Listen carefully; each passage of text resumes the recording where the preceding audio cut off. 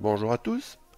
Aujourd'hui, je vais vous présenter un tutoriel qui va aborder le fait que JavaScript est un langage fonctionnel avec des fonctions qui sont aussi des objets. JavaScript est un langage fonctionnel.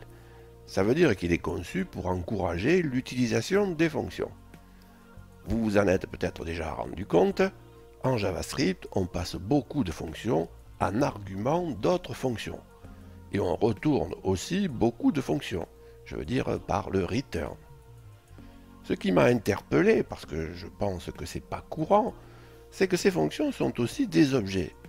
Des objets qui peuvent être dotés de propriétés, évidemment, mais des objets qui peuvent être invoqués comme des fonctions. Cette particularité de JavaScript est considérée par beaucoup de programmeurs chevronnés comme l'un des points forts de ce langage. Alors on va essayer de visualiser l'objet associé à une fonction. Pour ça, on va prendre Chrome avec les outils de dev et on va déclarer une fonction. On va l'appeler test. On va rien mettre dedans parce que on n'en a pas besoin. Ce qu'on va faire, si on fait console log de test, on va rien voir. On va juste voir le fait que c'est une fonction. Si on fait un console dir, là, on va pouvoir voir l'objet associé à la fonction. Si on développe cet objet, vous voyez qu'il y a un prototype ici. Donc je vais développer le prototype. Vous voyez que j'ai une propriété constructeur qui est égale à une fonction constructeur. Fonction constructeur function avec un grand F qui construit l'objet fonction. Ici, c'est elle qui a construit l'objet qui est associé à test. D'accord ? Vous voyez qu'il y a des méthodes bien connues, apply, bind, coil. Si vous ne les connaissez pas, on aura l'occasion de revenir dessus, vous inquiétez pas. Et il y a aussi une propriété prototype qui, elle, est utilisée uniquement lorsqu'on a affaire à une fonction constructeur, qui est appelée avec un new, et qui commence par une majuscule par convention, ce qui n'est pas le cas de notre test ici. Alors maintenant, puisqu'une fonction c'est un objet, eh bien on va essayer de lui ajouter une propriété. On va pas se gêner. Alors on va prendre pour ça en édition un petit programme là, que j'ai préparé avec Sublime Text. C'est une structure minimale. Dedans, qu'est-ce qu'on va faire? On va déclarer une fonction. On va l'appeler test encore. Je ne vais pas mettre d'argument. D'accord? Donc ici, je vais faire test.memo. Donc memo, c'est donc la propriété. Je l'incrémenterai à chaque fois que j'appellerai la fonction. OK. Ici, je vais l'initialiser. Égal à 0. Et là, je vais appeler ma fonction. Voilà, je vais l'appeler 2-3 fois.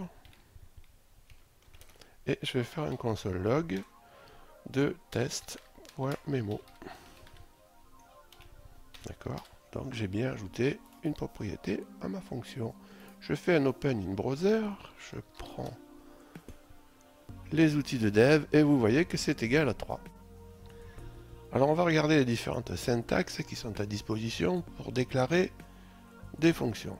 Alors on va reprendre ce petit programme test là que je vais prendre à l'édition avec Sublime. Alors j'ai enlevé ce qu'il y avait dedans, hein, c'est du montage. Donc je déclare function de manière classique, function test. D'accord. Bon, je mets rien dedans, c'est pas le problème. Je peux déclarer sous forme d'une fonction anonyme, donc là il faut déclarer une variable, const test. Ok. Function, donc là il n'y a pas de nom. Ok. Et maintenant, il y a encore la possibilité là de faire ça, c'est-à-dire de venir encapsuler ici avec des parenthèses la déclaration et de faire une invocation derrière. D'accord?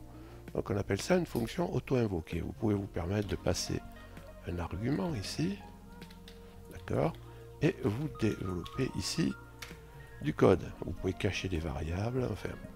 Il ne faut pas croire que c'est gadget, cette forme, c'est utilisé dans jQuery, dans CodeMirror, dans plein de librairies célèbres, mais qui datent un peu. Hein. Bon, il y a d'autres moyens maintenant.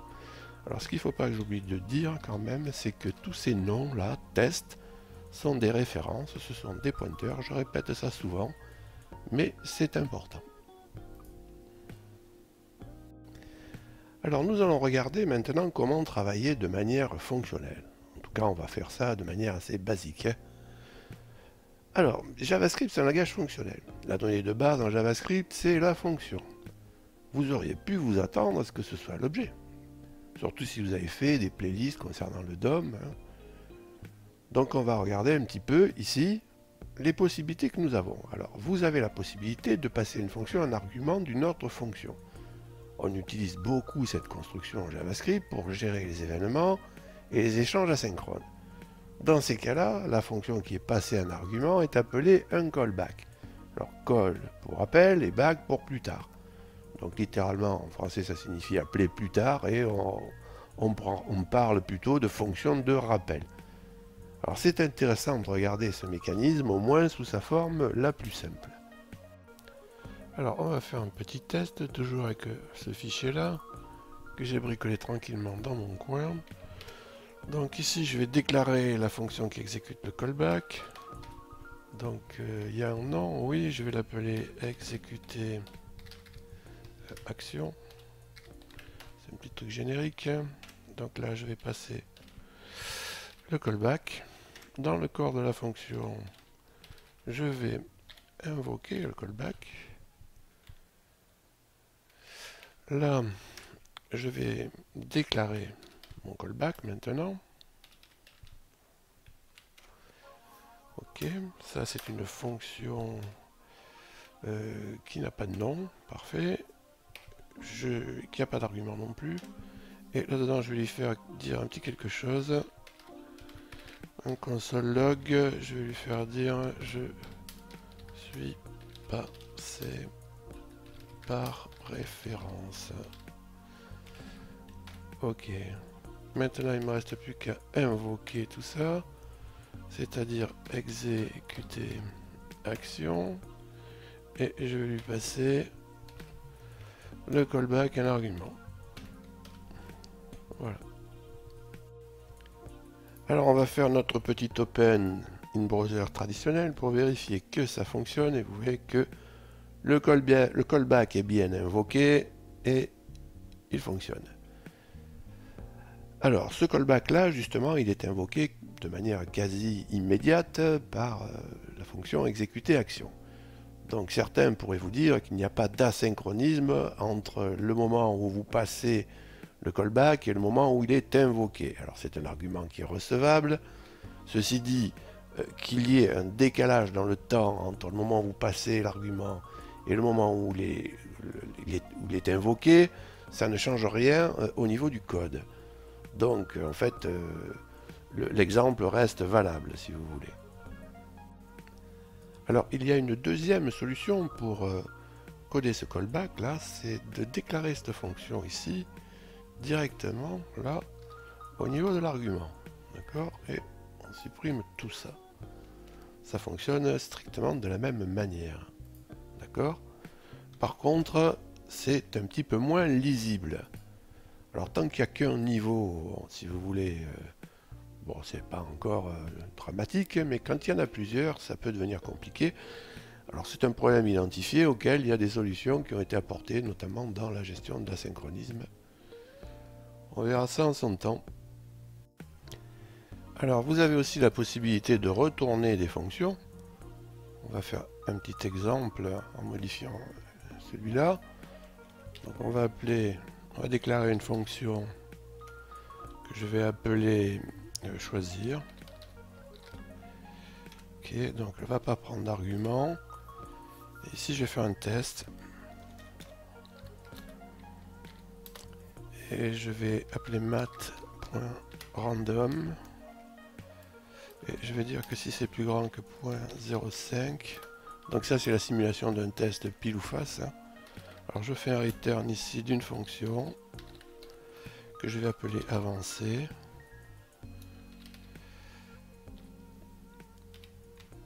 Je vais lui mettre un petit console log dedans, où je vais dire avancer tout simplement. Et sinon, je vais en retourner une autre. que je vais appeler cette fois reculer. Et je vais faire aussi un petit console log où je vais écrire dedans reculer. Alors ce qu'il faut que je fasse maintenant, c'est que j'enlève tout ça. Et qu'ici j'invoque choisir. Alors il faut que j'invoque choisir pour avoir évidemment un retour, hein, pour qu'on me retourne une fonction et qu'elle puisse être passée ici en tant que callback et être invoquée à son tour. Donc on va regarder sur un Open in Browser ce que ça fait. D'accord, donc avancer c'est le premier tirage, j'en fais un autre, reculer, avancer, bon, ainsi de suite. Ok.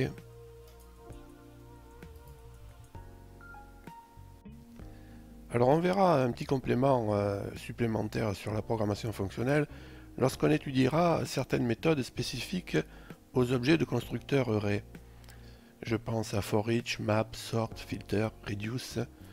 Tout ça, ce sont des méthodes qui prennent un argument des callbacks. Ce tutoriel est terminé. Je vous remercie de m'avoir écouté. Si vous avez apprécié le contenu, n'oubliez pas de liker, de partager. Si vous voulez être prévenu lors des mises en ligne de nouvelles vidéos, je vous rappelle que vous pouvez vous abonner à cette chaîne. Dans ce cas, n'oubliez pas d'activer les notifs. Salut et à bientôt!